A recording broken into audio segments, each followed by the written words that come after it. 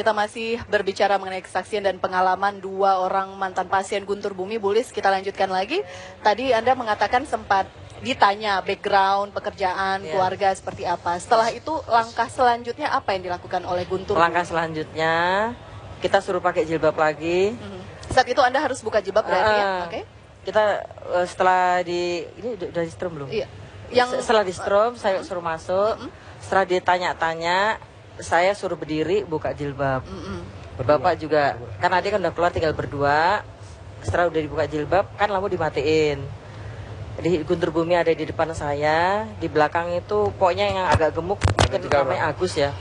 Itu rambut saya seperti dicepol gitu, ada apa gitu. Terus ada pakai kertas, coba Bu diginin rambutnya ada apanya. Itu ada ulet yang kayak makanan burung itu, kan saya punya burung beo tuh di rumah, ada suka tak kasih makan ulet itu. Kayak begitu ya, kayak kan jijik gitu, jadi kayak seperti gitu pokoknya kilo gitu loh Mbak Fira.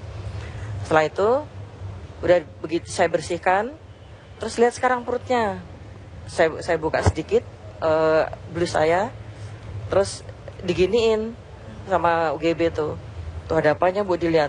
Saya lihat seperti ada putusan kaki kecoa atau jangkrik gitu, pokoknya ada seperti duri-durinya gitulah, kayak kaki kecoa gitu, ada 3. Saya bilang, Pak Ustadz ini kaki kecoa gitu. Ya ini Bu, yang bikin sakit nih. Tuh dibikin orang katanya gitu. Karena kebetulan keluhan Ibu juga sakit mah. Sakit mah saya. Ya udah itu. Selanjutnya Bapak di rambutnya juga Pak Selamat apa saja? Ada keluar juga binatang-binatang tertentu? Ya dari kepala keluar itu kayak ulat itu sama pasir. Pasir? Ya kayak pasir gitu. Terus mata dilus gini keluar. Bukan keluar, nempel. Ya, saya suruh lihat, aku suruh lihat. Keluar mata pancing itu. Mata pancing? Ya. Dari bagian mana?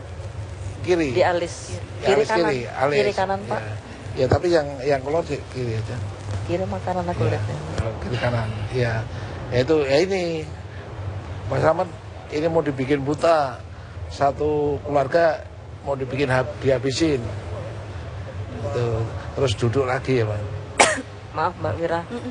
Pada waktu Bapak dilus alisnya itu, yang suruh melihat saya, Bu, lihat alis Bapak ada apanya. Kalau Bapak nggak bisa ngelihat di alis kan, saya ngeliat, Pak kok ada mata pancingnya, gitu. Jadi Bapak nggak tahu. Ukurannya Ibu ingat? Agak kecil ya. Ukurannya ada 2 cm ya. 2 cm. 2 cm apa? Ya segini lah. Alus gitu, kiri kanan. Pak Fahri, ada komentar? Iya, ini fenomena gunung es ya sebetulnya ya. Sebuah guntur yang mengguncang bumi. Guntur mengguncang bumi. Bumi itu adalah yang mengobrak-abrik para pasiennya atau para yang pernah berobat.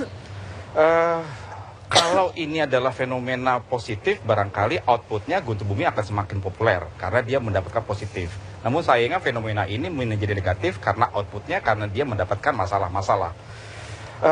Kenapa demikian? Karena bagaimanapun juga seorang Guntur Bumi membutuhkan sebuah publik, sebuah sarana, sebuah promosi untuk bisa mengeksitasikan dirinya.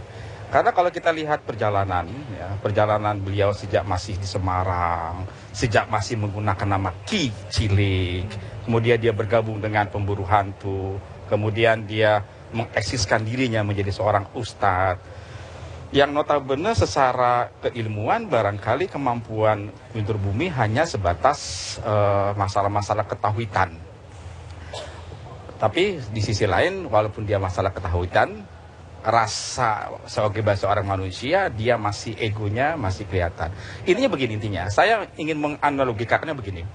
Ibarat sebuah perusahaan baru, dia membutuhkan marketing, dia membutuhkan konsumen.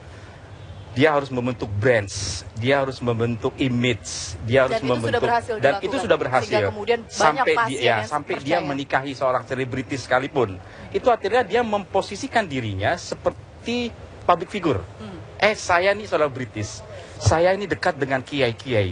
Foto-foto dia tempelkan menjadi sebuah sarana, dan itu adalah untuk sebagai sarana marketing saja sebetulnya, sarana untuk bisa memperlihatkan kepada publik bahwa saya adalah seorang yang hafiz Quran misalnya. Bagaimana kemudian para pasien ini yang bisa percaya? Ibaratnya sebuah marketing, dia bisa menghalalkan segala cara untuk bisa memperoleh untuk bisa memperoleh. Kalau itu yang bersifat negatif, tentunya tidak semua tokoh-tokoh spiritual atau tokoh-tokoh paranormal yang seperti Guntur Bumi, tetapi paling tidak Guntur Bumi berusaha keras bagaimana dagangan dia dalam tanda petik itu bisa laku dengan membentuk image seperti apa yang dilakukan. Saya tanya ke Bu Lis dulu. Kenapa bisa percaya dengan seorang Guntur Bumi? Apa yang cukup meyakinkan dari sosok Guntur Bumi? Kalau saya satu, selain melihat di TV swasta ada pengobatan dia dengan menyiapkan air putih, baca doa, gimana Bu? Alhamdulillah Pak Ustadz bisa jalan. Nah, kayaknya kepancing gitu loh. Kayaknya Sugesti, iya. Sugesti. Dia bermain sugesti. Jadi kita bayangkan saja misalnya nggak usah jauh-jauh diri kita ketika kita sakit, kita akan berpikir bagaimana sakit kita bisa sembuh. Kadang-kadang kita tidak peduli bagaimana caranya, yang penting saya bisa sembuh. Nah mungkin ibu-ibu ini sedang mencari jalan pintas untuk bisa sembuh, walaupun nilainya mungkin fantastis sekali. Saya yakin bapak ibu hanya berpikir bagaimana bisa sembuh, Betul, tapi betul, bagaimana caranya mungkin bapak tidak berpikir. Betul. Nah inilah sisi-sisi yang dimasukkan oleh oknum-oknum dalam tanda petik untuk bisa memanfaatkan orang-orang yang sedang dalam posisi seperti ini. Baik. Meskipun kita tahu semuanya bisa dijelaskan dengan logika. Bisa. Termasuk tadi yang ada setrum menyetrum itu.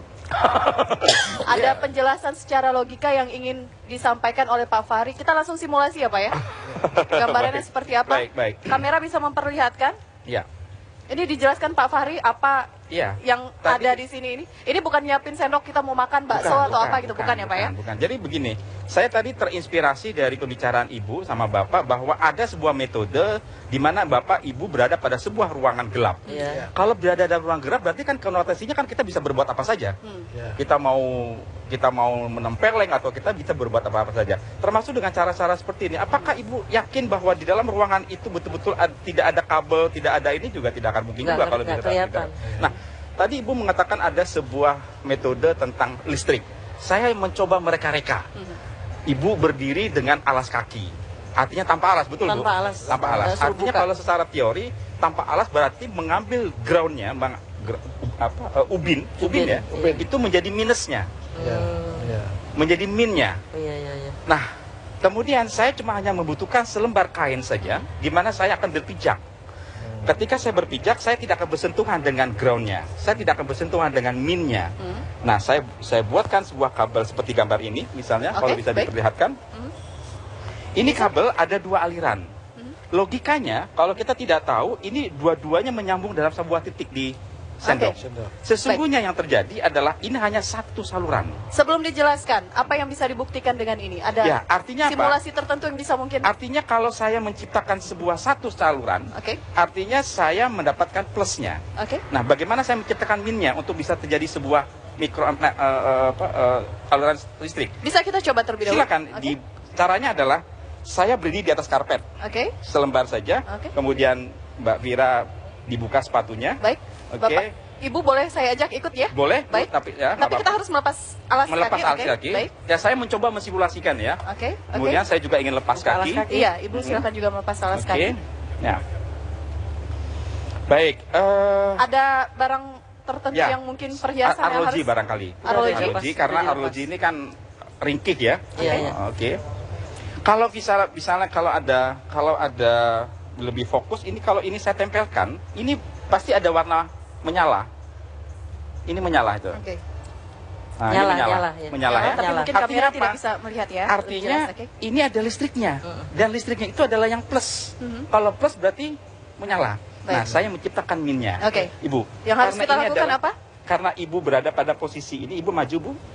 Maju. Coba kakinya di dekat nut itu, dekat garis itu. Gini. Nah, dekat. Nah, saya ambil contoh Bu ya, nanti kita akan gandengan. Aduh, Mami. Ibu yang lakukan strum. Kalau saya bisa nggak saya kesinikan? Ibu diam saja Bu. Diam saja. Itu ada sinar tadi. Ada sinar. Itu yang diciptakan Bu. Ada sama seperti ini. Nah, sekarang persoalannya bertiga. Coba Mbak Vira. Saya diinjak di natnya, Ibu diinjak juga natnya, Ibu gandengan. Saya harus gandengan. Ya, ini sama saja. Ini akan Tidak apa-apa. Ibu ke strum? Enggak begitu. Karena kecil sekali. Iya, kecil. Kecil sekali. Kalau tadi yang pertama tadi tergantung saya, Bu. saya mau tekan itu semakin lebar, kecil semakin kecil, Bu. Oh, Tergantung dari gitu. saya. Kerasa ini tadi. Terasa, Bu, semua. Dan kalau ada 10-20 orang berjejer dengan rangka yang sama, itu pasti akan terjadi aliran listrik. Oke. Oh, gitu. Itu yang kalau yang saya ingin mensimulasikan. Apakah ini yang Ibu persis, Bu, metode seperti ini? Iya.